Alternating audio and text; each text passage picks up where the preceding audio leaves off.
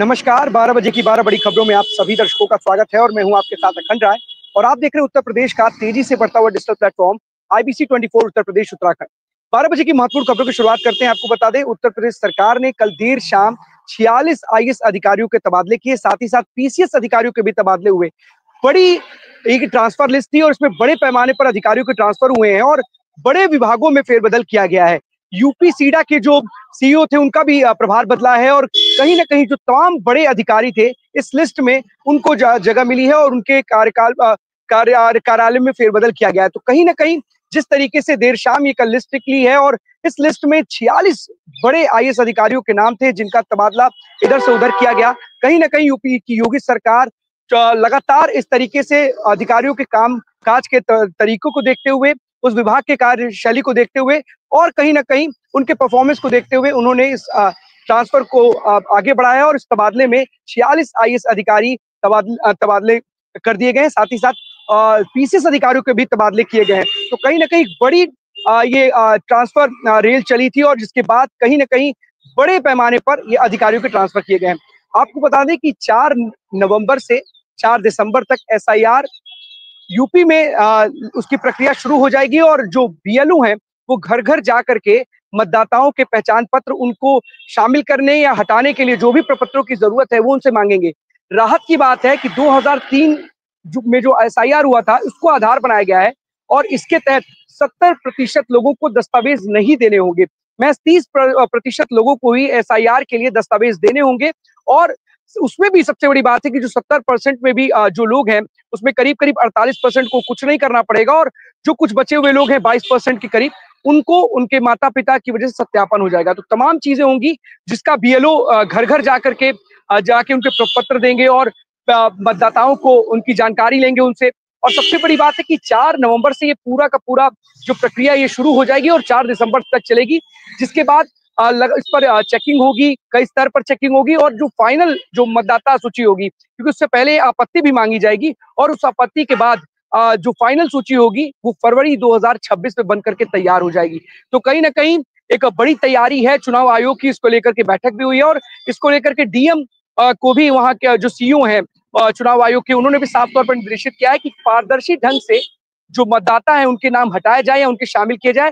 100% पारदर्शिता होनी चाहिए, ट्रांसपेरेंसी होनी चाहिए, किसी प्रकार की कोई शिकायत नहीं मिलनी चाहिए। और इसको लेकर के आज राजनीतिक दलों के साथ उनकी बैठक भी होगी। तो एक बड़ी तैयारी है चुनाव आयोग की एसआईआर को लेकर के, क्योंकि बिहार में एसआईआर का विरोध हुआ था और यहाँ पर भी समाजवादी पार्टी के प्रमुख अखिलेश यादव ने कहीं ना कहीं एक तंज कसा था और विरोध की बात की थी।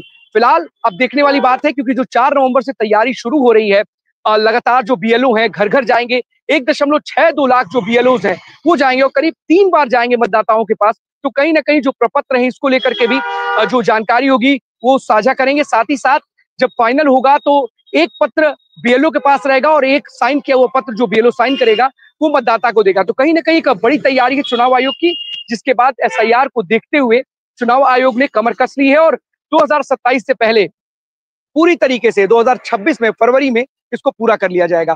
तो बड़ी तैयारी है एसआईआर के लिए और चुनाव आयोग के साथ साथ बीएलओ की भी जिम्मेदारियां तय कर ली गई हैं और 4 नवंबर से ये प्रक्रिया शुरू हो जाएगी। अब चलते अपने सभी सहयोगियों के पास, एक एक करके हमारे साथी हमारे साथ जुड़ेंगे। सबसे पहले इंद्रवीर हमारे साथ जुड़ रहे रायबरेली से। इंद्रवीर, कौन सी बड़ी खबर है?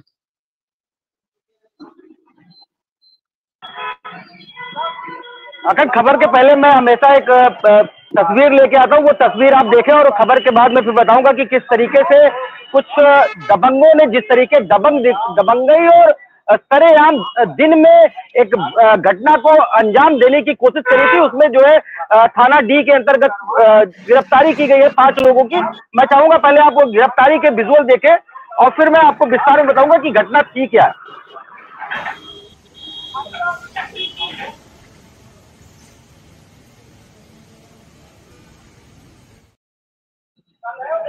अखंड ये तस्वीर है थाना डी क्षेत्र के अंतर्गत एक 5 लोगों की थाना डी के गिरफ्तारी जब की गई और माननीय न्यायिक परीक्षा में इन लोगों को भेजा गया।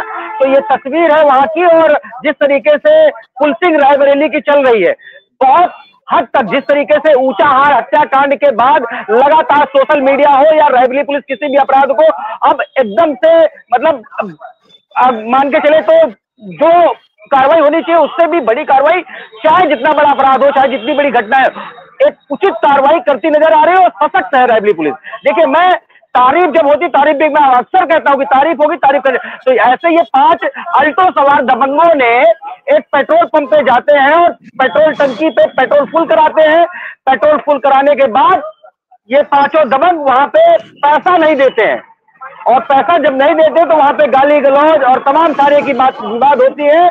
और उसके साथ साथ जब घटना हो जाती है तो वहां जो कर्मी था उसके साथ मारपीट, गाली गलौज होती है। उसके बाद वहां पेट्रोल कर्मी जो होता है, जो पेट्रोल भरता है, उसकी तहरीर पर डी थाना क्षेत्र के अंतर्गत मुकदमा पंजीकृत हुआ, इन लोगों को गिरफ्तार किया गया, न्याय का पीछा भेजा गया। लेकिन इसके पहले भी ये लोग घटना को कारित कर चुके थे। पेट्रोल पंप पर जब जा रहे थे तो उसके पहले पिकअप सवार से इन लोगों ने मारपीट, गाली गलौज, चाबी छीन ली और भी तमाम तरीके की, मतलब अगर यूं करें कि क्या लूट का प्रयास कर रहे थे। ऐसे तमाम बड़ी घटनाओं को अंजाम देने जाने वाले शख्स को हो सकता है इनके मन में, चूंकि अपराधी रहे हैं, क्या इनका अपराध भी खंगाला जा रहा है रायबरेली पुलिस की तरफ से। लेकिन अभी तक जो सामने आया है कि ये एक किसी बड़ी घटना को अंजाम देने जाने वाले थे या कहां के थे, इनका पूरा निकाला जा रहा है। लेकिन जिस तरीके से डी थाना क्षेत्र एक्टिव हुआ और तुरंत त्वरित कार्रवाई करते हुए उन्होंने इन 5 लोगों को न्यायिक परीक्षा में भेजा है, तो एक बड़ी घटना होने से रायबरेली जिले में चली है। कहीं ना कहीं जिस तरीके से सोशल मीडिया पे या तमाम तरीके से देखा जाता है कि घटनाएं होती हैं और लोग उनसे अनजान रहते, कि ऐसे लोगों से अनजान होते, लोग नहीं जान पाते। और ये रास्ते में भी एक पिकअप चालक को मार करके और तमाम ऐसी घटनाओं को अंजाम दे करके आ रहे थे, और पेट्रोल पंप पे गए, पेट्रोल भराने के बाद इन्होंने पैसा नहीं दिया, टंकी फुल करा ली। उसके बाद वहां पर उसकी तहरीर पर मुकदमा पंजीकृत, इन 5 लोगों को गिरफ्तार कर जेल भेजा गया। जी अकड़, बिल्कुल इंद्रवीर, यही कारण है कि अगर रायबरेली पुलिस छोटी सी छोटी घटना को भी बड़ी घटना के तौर पर देख रही है, अभियुक्तों के खिलाफ, आरोपियों के खिलाफ कड़ी कार्रवाई, कड़ा प्रहार करने के लिए पूरी तरीके से साफ तौर पर दिखाई भी दे रही है। क्योंकि जिस तरीके की घटना घटित हुई थी और एक युवक की हत्या कर दी थी, उसके बाद जिस तरीके से रायबरेली पुलिस के सवाल खड़े हुए थे, कई वहां पर दरोगा को सस्पेंड करा, हवलदारों को सस्पेंड किया गया। लेकिन सबसे बड़ी बात है, छोटी सी छोटी घटना को भी बड़ी घटना के तौर पर देख रही है और ऐसे अपराधी के साथ बख्शने की जगह पर उसके खिलाफ कठोर कार्रवाई की बात की जा रही है। बहुत अगर ये कर्तव्य नहीं बल्कि पूरे पुलिस अगर करेगी, कहीं ना कहीं छोटे मोटे अपराधी, बड़े अपराधी हैं जिनके मसूमे बड़े हुए हैं, जो अपराध करने वाले, उन पर कहीं ना कहीं लगाम लगाया जा सकता है। तो बड़ी तैयारी रायबरेली पुलिस की जरूर है और कहीं ना कहीं किसी भी घटना को छोटे और बड़े में तब्दील नहीं करना चाहिए। कोई भी घटना घटना है और उसके लिए त्वरित कार्रवाई बेहद जरूरी है। बहुत बहुत धन्यवाद। ज्ञानेंद्र हमारे साथ प्रतापगढ़ से जुड़े हुए हैं। ज्ञानेंद्र, कौन सी बड़ी खबर है?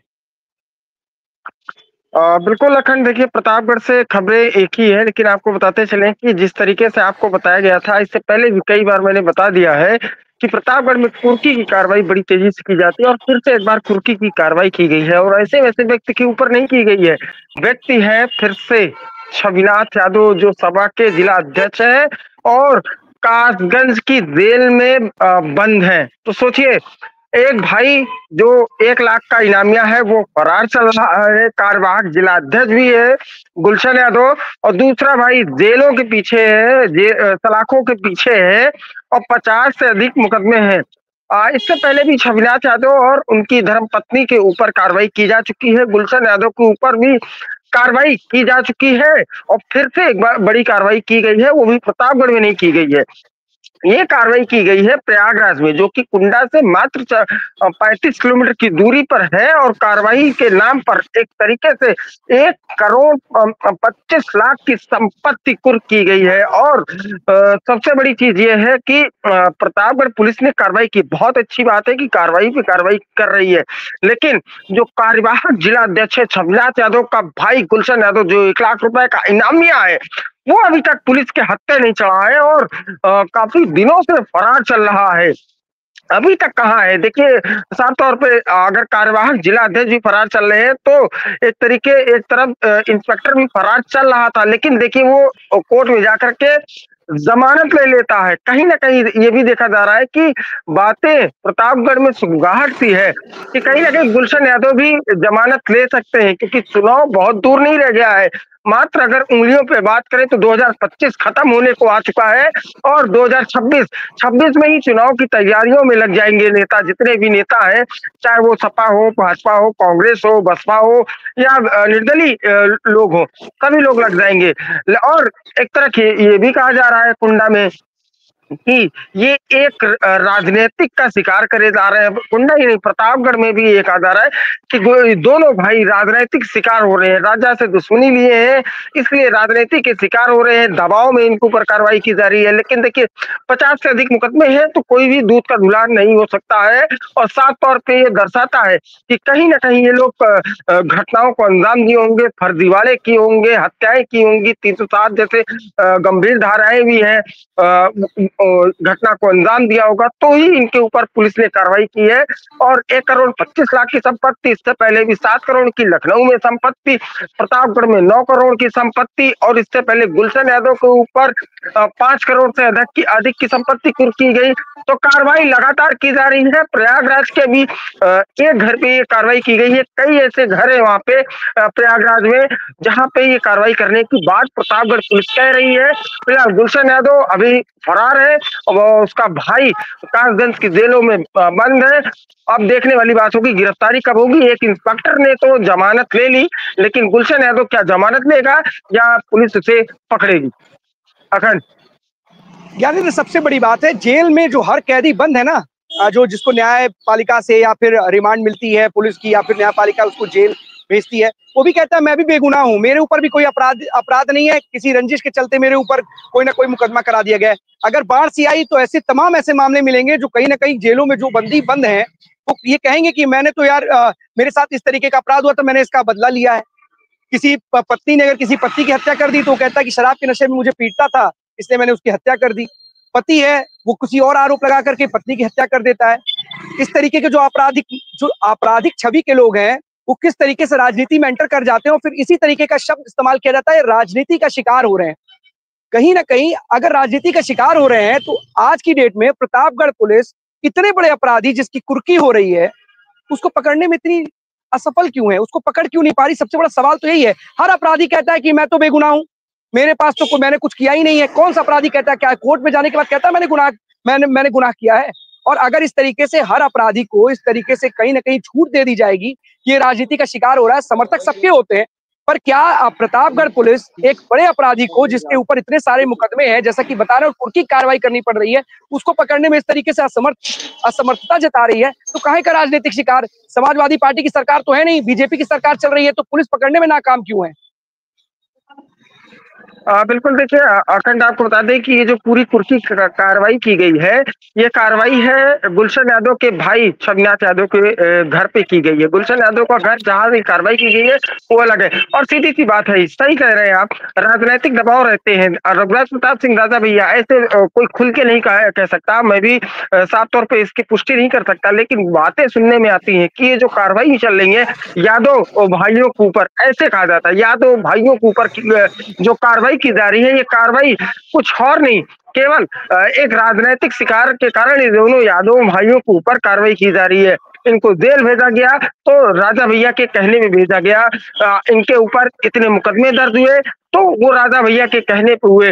राजा भैया के ऊपर भी ऐसे समाजवादी पार्टी के लोग कहते हैं कि राजा भैया के ऊपर भी तकरीबन 45 से अधिक मुकदमे हैं, उनकी गिरफ्तारी क्यों नहीं होती है, उनके ऊपर कार्रवाई क्यों नहीं होती है, क्यों इन दोनों भाइयों के ऊपर होती है? लेकिन ये भी साफ स्पष्ट रूप से है। सवाल तो ये भी है ना, सवाल तो ये भी है ना कि सरकार तो इनकी, तो उसको तो कैबिनेट मिनिस्टर बना दिया था।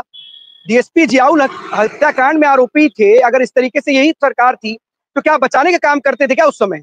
अगर सवाल है, अगर आप किसी व्यक्ति पर, एक राजनीतिक बड़े व्यक्ति पर इस तरीके का आरोप लगा रहे हैं तो आपके ऊपर भी तो आरोप लग रहा है कि आपने फिर ऐसे आपराधिक प्रवृत्ति के व्यक्ति को कैबिनेट मिनिस्टर क्यों बनाया था? सवाल ये है, उस समय क्या कर रहे थे आप? बिल्कुल देखिए, एक बात ये कही जाती है, जब मुलायम सिंह यादव जिंदा थे तो रघुराज प्रताप सिंह राजा भैया काफी खास थे, और मुलायम सिंह को रघुराज प्रताप सिंह राजा भैया कई पॉडकास्टों में बोल भी चुके हैं कि मैं मुलायम सिंह के पिता समान, बात समान समझता हूँ और मैं इनको बहुत ही आदर करता हूँ।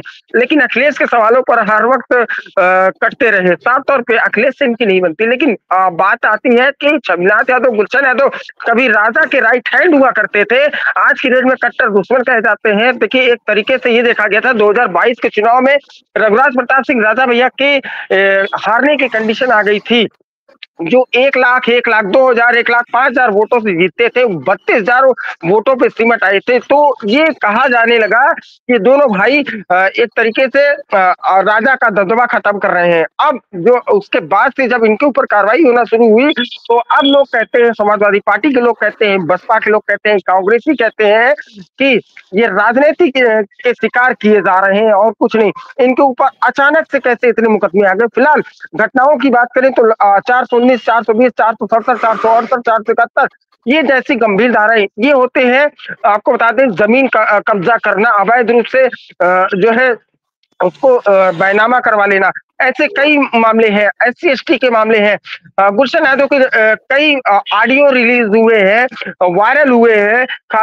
कितने लोगों को उन्होंने गाली गलौज की है, कई बार वो घरों में घुस करके मारपीट की है। ये तो ऐसे मुकदमे हैं। देखा गया था 2022 में किस तरीके से, मैं इसकी पुष्टि तो नहीं करता, लेकिन ये कहा जाता है कि गुलशन यादव ने अपनी गाड़ियों पर खुद हमला करवाया था। मैं इसकी फिर से आपको बता दूं कि मैं इसकी पुष्टि नहीं करता, लेकिन आरोप राजा भैया के ऊपर लगाया गया था। बिल्कुल दिक्कत ये ज्ञानेंद्र, आज की डेट में आरोप किसी और पर लगाना बहुत आसान काम है, चाहे वो राजा भैया हो, चाहे या फिर गुलशन यादव हो, या फिर कोई और हो। और यही काम होता रहता है, जब कोई अपराधी पकड़ा जाता है, आरोपी पकड़ा जाता है, तो बोल देता है कि पुलिस ने मेरे को जबरदस्ती मुझसे बुलवा लिया। कोर्ट में कई बार ऐसा होता है, और इसी तरीके से हमारे यहाँ वैसे भी कोई मुकदमा चलता है, सालों साल चलता है। हो सकता है वो व्यक्ति खत्म हो जाए, पर मुकदमा चलता रहेगा। फिलहाल देखने वाली बात होगी प्रतापगढ़ इस पूरे मामले पर क्या कार्रवाई करती है और किस तरीके से अपराधियों को उनके आदर्श, कौन सी बड़ी खबर है? देखिए धन, आज हम बताना चाहेंगे, आज कमर को लेकर आज हम यहाँ पे खबर दिखाते रहते हैं, और कमर को लेकर यहाँ पर कहीं ना कहीं घटनाएं भी हो जाती हैं। और यहाँ पर जो यहाँ पर ऑटो है, ऑटो को लेकर यहाँ पर नियम पर कप्तान साहब से पहले बनाए गए थे, जो यादव जी आए थे। उसके बाद वो नियम फॉलो न होकर वो धराशायी हो गए। लेकिन अभी नहीं है, जो कानून जो समाज सेवा है, बड़ी समाज सेवा, उनको वायरल किया। उसने कई किया है, बसें जो स्कूली निकले उस बस को लेकर कि बच्चे उसको लेकर उनसे जानना चाहेंगे वो क्या पोस्ट दी, क्या मामला था। हमने यातायात सर पहले तो अपना मैंने कल ट्रैफिक को लेकर यातायात नियमों की घटना निभाई है।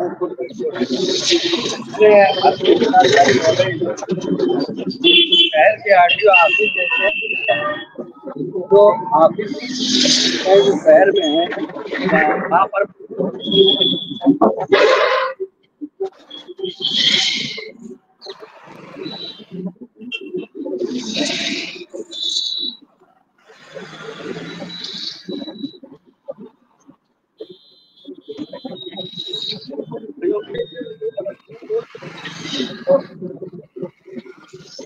आदर्श, आपकी आवाज नहीं आ पा रही है, फिर से आपको करेक्ट करने की कोशिश करेंगे। एक बार फिर से आप चेक कर लीजिए क्यों नहीं आवाज आ पा रही है, फिर से करेक्ट करते हैं आपको।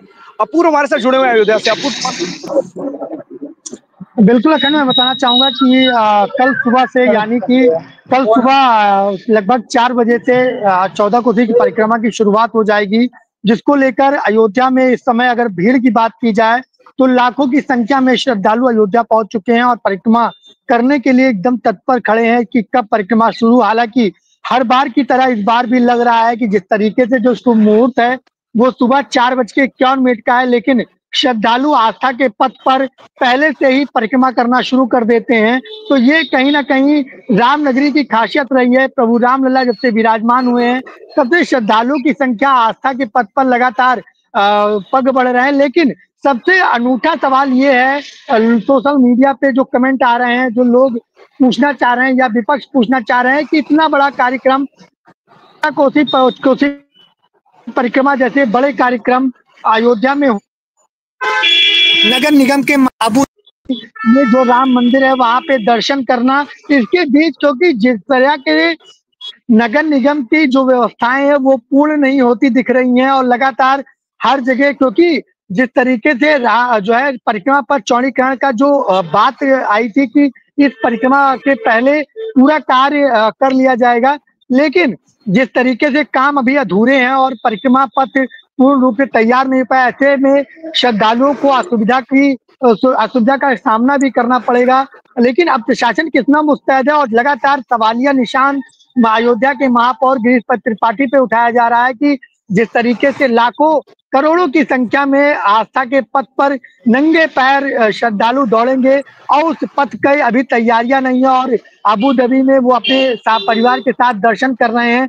ऐसे में पहले अयोध्या जरूरी है कि अबू धाबी जरूरी है, ये सबसे बड़ा सवाल उठ रहा है। यही तो दिक्कत है, यहाँ सबसे बड़ी दिक्कत है कि जिसके कंधों पर जिम्मेदारी है वो जानते हैं कि अपनी जिम्मेदारी किसी और कंधे पर डाल करके कहीं और चले जाते हैं। और शायद इसका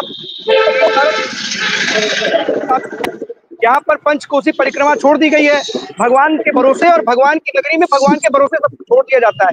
नगर निगम का क्या हाल है, जब राजधानी लखनऊ में 2020 से लोगों से निगम तो वसूल रहा है, पर सुविधा के नाम पे न नाली है, न सड़क है, न सीवर है, कुछ है ही नहीं। लेकिन नगर निगम किस तरीके की कार्यशैली करता है, ये पूरे तीर्थ स्थल पर, तीर्थ नगरी में इस तरीके का रवैया लोगों की आप में शर्म की बात है। उत्तर प्रदेश सरकार लगातार अयोध्या को रामनगरी को करने के लिए लगातार तत्पर है, लेकिन बसते हुए नजर आ रहे हैं और साफ तौर पर अपने परिवार के साथ कहीं और घूमते हुए नजर आ रहे हैं। क्या करेंगे, क्या वहां से कोई निर्देश दे रहे हैं क्या कि पंचकोसी परिक्रमा के लिए क्या करना चाहिए? देखिए, अब मैं आपको बताना चाहूंगा कि देखिए, अब श्रद्धालुओं के होर्डिंग पोस्टर बैनर तो लगा दिया जाएगा, लेकिन महापौर जी यहाँ से गायब है। जिस तरीके की व्यवस्थाओं की बात करें, हालांकि प्रशासनिक अधिकारी लगातार ग्राउंड जीरो से मुआयना कर रहे हैं, ऐसा कुछ भी नहीं है, लेकिन जिस तरीके से परिक्रमा पथ तैयार करने की बात की जा रही थी, अगर बात की जाए तो आज आस्था की डगर तो बड़ी कठिन दिख रही है, लेकिन नंगे पांव जिस तरीके से जो परिक्रमार्थी हैं, जो श्रद्धालु वहां पे चलेंगे, कहीं ना कहीं जो सुविधाओं की खेद व्यक्त हो रही है। कल जो अयोध्या के सपा सांसद है अवधेश प्रसाद, उन्होंने असंतोष व्यक्त जताया था परिक्रमा पथ को लेकर। वो वहां पे परिक्रमा पथ का मुआयना भी किए थे, निरीक्षण भी किए थे और बाकायदा उन्होंने बयान भी दिया था कि असंतोष जताते हुए कि परिक्रमा पथ पूर्ण रूप से श्रद्धालुओं के लिए अच्छा नहीं बनाया गया। तो ये लगातार सवालिया निशान जो उठाए जा रहे हैं, तो कहीं ना कहीं नगर निगम की खामियां दिखती हुई नजर आ रही है। बिल्कुल अपूर्ण खामियां हैं, तभी तो सवाल खड़े हो रहे हैं और सवाल उठाए भी जाएंगे। अगर खामियां ना होती तो सवाल उठते ही क्यों? चाहे वो समाजवादी पार्टी के सांसद हो, आम लोग हो अयोध्या के, या के पाव परिक्रमा करेंगे, सरलता एहसास सवाल कौन नहीं उठाएगा? सवाल तो खड़े होंगे। सवाल राष्ट्रीय अमला है, लगातार वो तैनात है और वहां की महापौर होने के नाते आपकी भी जिम्मेदारियां कुछ तय होती हैं। फिलहाल ऐसे टाइम पर जिस समय ये तय है, क्योंकि निर्धारित होता है समय, ऐसा नहीं कि आज अचानक से आ गया। और इस समय कहना तो ये है अखंड की आस्था के पथ पर कठिन है डगर और नंगे पांव चलेंगे किस कदर। तो ये कहानियां जो है वो अजीब दिख रही हैं, क्योंकि जिस तरीके से लाखों की संख्या में श्रद्धालु अयोध्या इस समय पहुंच चुके हैं और कल सुबह से परिक्रमा होनी है, उसके पहले लगातार अधिकारी जीरो ग्राउंड पर निरीक्षण कर रहे हैं। तो कहीं ना कहीं ये जो सारी व्यवस्थाएं हैं वो अब ये है कि मैं अभी थोड़ी देर में परिक्रमा पथ पर पहुंचकर ग्राउंड जीरो से पूरी बात में बताऊंगा कितनी व्यवस्थाएं अच्छी हुई हैं और कितनी बेकार हुई हैं। ये बात की बात है, लेकिन अभी तक जो सोशल मीडिया पर निकल कर आ रहा है, तो ये मैं बातें बताइए। बिल्कुल अपूर्व, जरूर हमारे दर्शक भी देखेंगे, लेकिन कम से कम उत्तर प्रदेश सरकार किसी भी प्रकार की कोई भी समस्या श्रद्धालुओं को ना हो, उसके लिए विशेष इंतजाम कर रही है। तो कुछ लोग जिनके कंधों पर जिम्मेदारी है, उनको भी अपनी जिम्मेदारी का एहसास होना चाहिए और उस जिम्मेदारी को समझते हुए श्रद्धालुओं किसी तरीके की परेशानी ना हो और जो सवाल नहीं उठने चाहिए। और के लिए आपको आदर्श हमारे साथ फिर से जुड़ चुके हैं। आदर्श बताइए। मेरी आवाज आ रही है? आदर्श बताइए। हाँ, आज हम बताना चाहेंगे कि ये अक्टूबर महीना जो है, अगला जो नवंबर आएगा वो नवंबर यातायात माह मनाया जाएगा। लेकिन उस यातायात माह को लेकर यहाँ पर अतिक्रमण जो पूरे हरदोई जिले में फैला हुआ है, उसी अतिक्रमण लेकर यहाँ पर जो ऑटो चालक है उनके लिए इससे पहले जो कप्तान ये यादव साहब थे, उन्होंने यहाँ एक नियम बनाए गए थे कि जो भी ऑटो है उनके रूट निर्धारित थे, लेकिन जो बिना रूट के ही अभी तक चल रहा है उस पर कोई नियम अभी फॉलो नहीं किया जा रहा। लेकिन अभी एक पोस्ट जो है कल एक समाज सेवी के द्वारा वायरल की गई थी, उसमें कई प्रतिक्रियाएं हैं, जिसको जो स्कूली बसें होती है वो भी शहर में एंट्री करती है, कहीं ना कहीं जाम की स्थिति उत्पन्न हो जाती है, लेकिन प्रशासन ध्यान नहीं दे रहा है। और इनकी पोस्ट पर वो जो वायरल से काफी प्रतिक्रियाएं हैं। हमारे साथ समाज सेवी आरिफ खान सानू जी, उनसे जानना चाहिए वो पोस्ट क्या थी और उसको लेकर क्या गए। क्या नाम है आपका? आरिफ खान सानू नाम है मेरा। कल मैंने जिलाधिकारी महोदय से एक निवेदन किया था यातायात को लेकर, उसमें की तमाम ऐसी अव्यवस्थाएं फैल गई है शहर में, जिससे कि ट्रैफिक जाम बहुत तगड़ा रहता है। इस ट्रैफिक जाम में सबसे ज्यादा समस्या जिनको होती है वो नन्हे मुन्ने बच्चे, स्कूली बच्चों को होती है। जब स्कूल छूटता है तो वो जाम विकराल रूप लेकर कम से कम स्कूल छूटने के बाद 2 घंटे बाद बच्चे घर पहुँचते हैं, यानी ना बच्चों की सुविधा होती है ना बच्चों की खराब होती है। इसको लेकर कल मैंने जिलाधिकारी महोदय को एक पोस्ट लिखी थी, जिसमें मैंने जिलाधिकारी महोदय से निवेदन किया शहर में आरटीओ ऑफिस है, उसमें बड़ी बड़ी गाड़ियाँ अपने काम को लेकर आकर खड़ी होती है, जिसकी वजह से यातायात की धज्जियां हो जाती है। हमारे शहर की लखनऊ चुंगी से ही सारे स्कूल के रास्ते जोड़े जाते हैं, इसी चुंगी पर बहुत बड़ा विकराल रूप से जाम लेता है, इसकी वजह से तमाम असुविधाएं उत्पन्न होती है। मैंने कोर्ट की बहुत समस्या आई, तो मैंने सोचा जवाब देने शासन के ऊपर से नियम तो खूब बनते हैं लेकिन नीचे फॉलो नहीं हो रहा है। इसके लिए मैं जिलाधिकारी महोदय से निवेदन किया था और एक पोस्ट मांगी। अगला जो यातायात माह मनाया जाएगा उसमें पुलिस वाले तो सक्रिय हो जाएंगे, दिखलाएंगे हम यहाँ पर नियम फॉलो कर रहे हैं, उसके बाद वो नियम से धराशायी हो जाएगा। इसके लिए आप क्या कहेंगे? शहर में ऑटो व्यवस्था है, सबसे पहले तो ऑटो व्यवस्था के ऊपर उचित कार्रवाई होना चाहिए। जैसे कि पिछले वक्त में इनका रूट तय किया गया था, ये रूट अगर तय हो जाता है तो जाम की समस्या से कहीं ना कहीं तो निजात नहीं मिल सकती, लेकिन ऑटो जो चालक है वो उनका कोई रूट निर्धारित नहीं है, तो कोई भी सवारी लेकर पूरे शहर में इधर उधर घूमते हैं। और विशेष ऑटो चालक तो कम उम्र के ऑटो चालक होते हैं, ना उनके पास कोई ड्राइविंग लाइसेंस है और ना ही उनको ऑटो चलाने का कोई ज्ञान है। जी सुनिए, जब यातायात माह मनाया जाएगा, यातायात नियम बनाए जाते किस लिए बनाए जाते हैं? सवाल ये सबसे बड़ा है कि यातायात माह मनाइए या यातायात नियम बनाइए, जब उसको फॉलो ही नहीं करना है, फॉलो करवाने वाले के ऊपर जिसकी जिम्मेदारी है, जिनके कंधों पर, जब उसको फॉलो ही नहीं करवाना तो फायदा क्या यातायात मनाने से और यातायात माह और यातायात नियम बनाने से? क्या मतलब है उसका बनाने का? क्या मतलब है? रोज नए नियम कायदे कानून बनाए जाते हैं, उस नियम का क्या मतलब है? किस उस नियम का कोई फायदा है? जब उस फायदे पर आप या उस जो भी नियम बनाते हैं उस पर अमल करवाने में आप इस तरीके से पीछे हट जा रहे हैं, यातायात माह बनाकर क्या करेंगे? जब समस्या जस की तस बनी रहेगी, क्या कुछ दिखावे के लिए फोटोग्राफी करवानी है, वीडियोग्राफी करानी है आपको, या फिर ऐसे ही आम जनता परेशान हो, बच्चे कई घंटों तक इस जाम में फंसे रहे, ट्रैफिक में फंसे रहे? और इस कदर जैसा सब तमाम जगहों से इस तरीके की शिकायतें आती हैं कि जिन बच्चों की जो नाबालिग है उनके हाथों में स्टीयरिंग पकड़ा दी जाती है, वो ई रिक्शा चला, क्या करते हैं आप? गाड़ियों को जब्त करते, कितने दिनों के लिए जब्त करते हैं? कोई ऐसा प्रावधान क्यों नहीं बनाते कि अगर ऐसा कोई भी कदम उठाता है तो उसकी जिंदगी कहीं ना कहीं परेशान हो, वो भी परेशान हो, तो शायद अगली बार उस स्टीयरिंग पे नजर नहीं आएगा। तमाम जगहों से, राजधानी की भी हाल यही है, राजधानी में भी इस तरीके से देखने को मिलता है कि जो बच्चे हैं 15-16 साल के बच्चे हैं, वो स्टीयरिंग पकड़ करके गाड़ी पे घूमते हुए नजर आ रहे हैं, सवारियां बैठा के चल रहे हैं, कभी गाड़ी से स्टंट करते हुए नजर आएंगे, ई रिक्शा चला रहे हैं। तो तमाम ऐसी चीजें हैं। यातायात माह बनाइए, यातायात नियम को फॉलो करवाइए तो कम से कम। किस लिए नियम बनवाया गया है? उस नियम का कोई मतलब ही नहीं है, धज्जियां उड़ा रहे हैं लोग। तमाम ऑटो रिक्शा, बैटरी रिक्शा चौराहे की ऐसे हालात बना चुके हैं कि केवल वहां पर बैटरी रिक्शा नजर आते हैं और कई लंबी किलोमीटर की लंबी कतारें लग जाती है। मुख्यमंत्री योगी आदित्यनाथ ने भी निर्देशित किया है, पर कोई मतलब नहीं है। मुख्य चौराहों से उनको हटाने की बात की जाती, तब भी कोई मतलब नहीं है। तो क्या मतलब है यातायात माह बनवाने का? कि लोग निवेदन करते रहेंगे, आग्रह करते रहेंगे, जाके आपको ज्ञापन सौंपते रहेंगे? क्या करेंगे आप? आपने किसी अधिकारी से बात की इस मसले पर? जी अखंड जी, बिल्कुल अधिकारी से बात करेंगे इसको लेकर, लेकिन हम कई पोस्ट भी आपको दिखलाते रहते हैं, चैनल के माध्यम से 10 लोग दिखलाते हैं, अधिकारियों को भी अवगत कराते रहते हैं। और यहाँ पर छोटे बच्चे भी अक्सर स्कूल जाते हैं, लेकिन जो जाम की स्थिति उत्पन्न हो जाती है, छोटे से स्कूल से आते हैं, उनसे कोई घटना होने का भी खतरा बना रहता है कि दुर्घटनाएं हो जाती है। लेकिन कहीं मैंने देखा कि पुलिस वाले मोबाइल चलाते रहते हैं, चाहे बड़ा चलाओ चाहे मुन्ने चलाओ, अक्सर उनके हाथ में मोबाइल होता है और मोबाइल से वो खेलते हैं। जब ज्यादा भयंकर भीड़ लगती है तभी वो सामने आते हैं, अखनों को हटवाते हैं।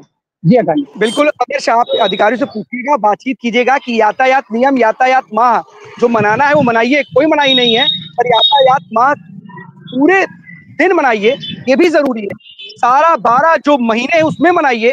और यातायात नियम इसीलिए बनाएंगे क्या? यातायात माह, जो यातायात नियम है, यातायात माह जिस दिन मनाया जाता है उसी समय के लिए होता है क्या? पूरे महीनों के लिए होता है, प्रतिदिन के लिए होता है, तो क्यों कोई माह मनाया जा रहा है? प्रतिदिन इस तरीके से, किस तरीके से इस पे अमल कराना है, अधिकारियों को तय करना पड़ेगा। और इस तरीके से चाहे छोटे बच्चे हो, बड़े हो, वयस्क हो, कोई भी हो, जो फॉलो नहीं कर रहा है नियम को, उसके कठोर कार्रवाई करने की आवश्यकता है। हमारे देश में चालान से लोग नहीं डरते हैं।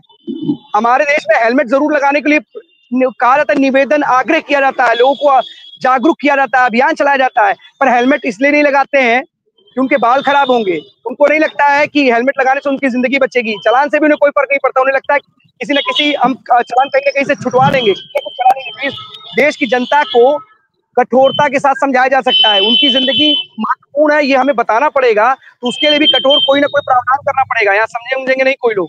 बहुत बहुत धन्यवाद आपको तमाम जानकारी के लिए। पूछिएगा वहाँ के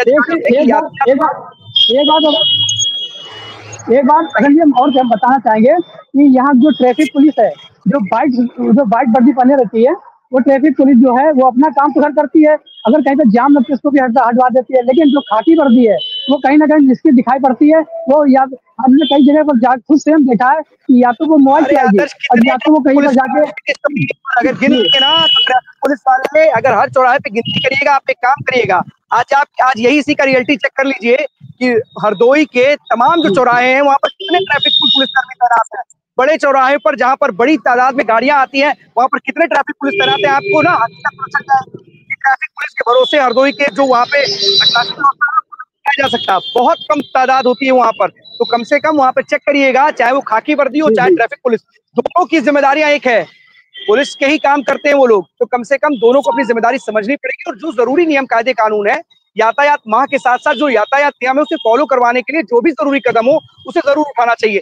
इस पूरे मसले पर अगर हो सके तो एसपी से जरूर बाइट कीजिएगा, पूछिएगा कि आखिरकार इस तरीके से लगातार अतिक्रमण की वजह से लोगों को समस्या का सामना करना पड़ता है। स्कूली बच्चे कई घंटों तक जाम में फंसे रहते हैं, जैसा कि आप बता रहे हैं, वहां के निवासी बता रहे हैं। तो कम से कम इसके लिए क्या वैकल्पिक व्यवस्था, क्या उपाय है, ये जरूर बताइए। और अगर हो सके तो नियम को फॉलो कराने के लिए जो भी जरूरी कदम हो वो उठाइए। बहुत बहुत धन्यवाद आपका।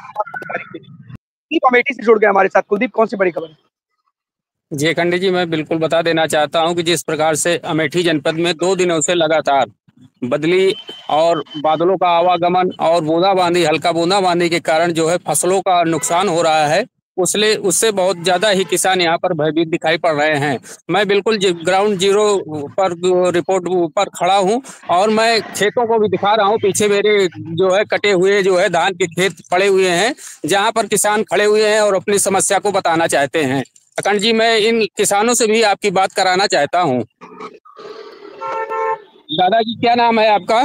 जगपाल। किस प्रकार की इस समय समस्या है? समस्या बहुत गड़बड़ है सर। क्या है? बादल है, बूंदी बांदी है। तो उससे क्या नुकसान होने वाला है? धान हमारा जाम जाएगा, बस रहेगा। दादाजी, आपका क्या नाम है? इस समय जो मौसम बदला है, इससे आपका क्या नुकसान होने वाला है फसलों को? धान हमारा कटा पड़ा है और बरसात घेरे है और पानी बरस गवा तो सब जाम ही आएगा। क्या नाम है आपका? इस तरह के मौसम से क्या नुकसान होने वाला है? मौसम नुकसान, आलू लग रहे सर, आलू खराब हो जाएंगे। अच्छा, आलू लग रही है। आलू लग रहे, आलू खराब है, फसलें बर्बाद हो रही है सर। ये बूंदाबांदी से काम रुका हुआ है। अखंड जी, मैं बता देना चाहता हूं कि जैसे किसानों का कहना है कि आलू का जो है रोपाई का कार्य चालू है और जो है धान की कटाई का कार्य चालू है, जिससे बादलों का जो है बेमौसम जो है बरसात होना जो है एक अपने आप में जो है अनोखा सा लग रहा है और इससे जो है किसानों को भारी नुकसान होने की भी संभावना जताई जा रही है। बिल्कुल कुलदीप, ये बिन मौसम जो बारिश होती है ना, वो कहीं ना कहीं परेशानी का सबब बन जाती है। तमाम जगहों पर इस तरीके के हालात हैं। और कल छठ का महापर्व था और सुबह बारिश हो रही थी इतनी तेज, हर जगह घाट पर नजर आ रहा था कि लोग उस भीगते हुए पूजा करते हुए नजर आ रहे थे। और सूर्य उदय, जो सूर्य भगवान को देख नहीं पाए क्योंकि सूर्य को देख करके अर्घ दिया जाता है, लेकिन बिन मौसम बारिश से सब लोग परेशान होते हैं। और इस तरीके के हालात आप बता रहे हैं, तो प्रकृति पर किसी का बस नहीं चलता, प्रकृति अपने हिसाब से चलती है। और यही कारण है कि प्रकृति के कोप का भाजन तमाम लोग बनते हैं, चाहे वो किसान हो चाहे आम लोग हो। तो कहीं ना कहीं सबसे बड़ी दिक्कत है कि इसको लेकर के प्रदेश की सरकार और वहां का प्रशासन क्या करता है, क्या कदम उठाता है।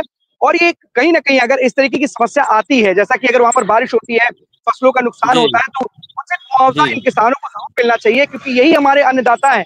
इनकी वजह से पूरा भारत सुख चैन, जो 2 वक्त की रोटी है ना, वो इन लोगों की वजह से खाता है। तो कम से कम प्रदेश सरकार को और तमाम वहां के जिला प्रशासन में, जहां पर इस तरीके की घटना घटित हुई है, जहां पर बारिश से फसल का नुकसान हुआ है, फसल खराब हो गई है, जो भी कुछ हुआ है, उसके लिए विशेष ध्यान रखना चाहिए और इन लोगों को उचित मुआवजा जरूर उपलब्ध कराना चाहिए। बहुत बहुत धन्यवाद आपका कुलदीप, इस तमाम जानकारी के लिए।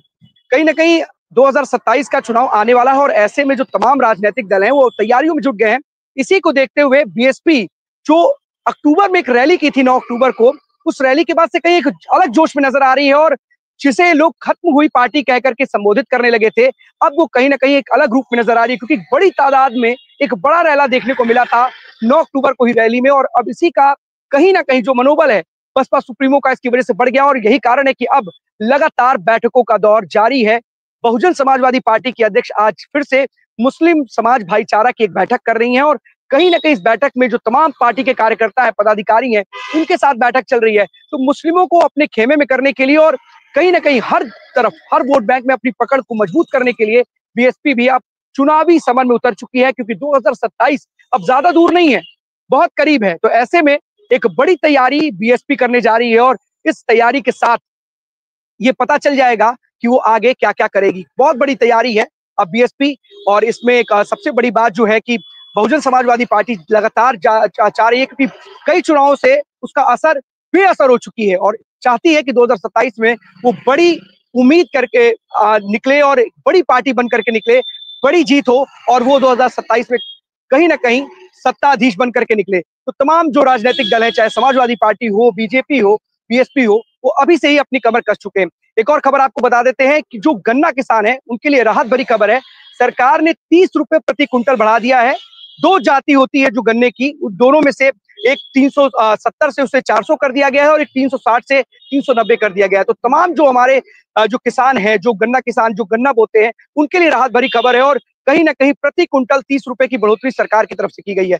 तो एक बड़ी राहत दी गई है उन किसानों को जिन्होंने गन्ने की खेती कर रखी थी। तो 12 बजे 12 बड़ी खबरों में आज के लिए बस इतना ही। कल हम आपके सामने फिर से होंगे हाजिर, तब तक ले दीजिए हमें इजाजत।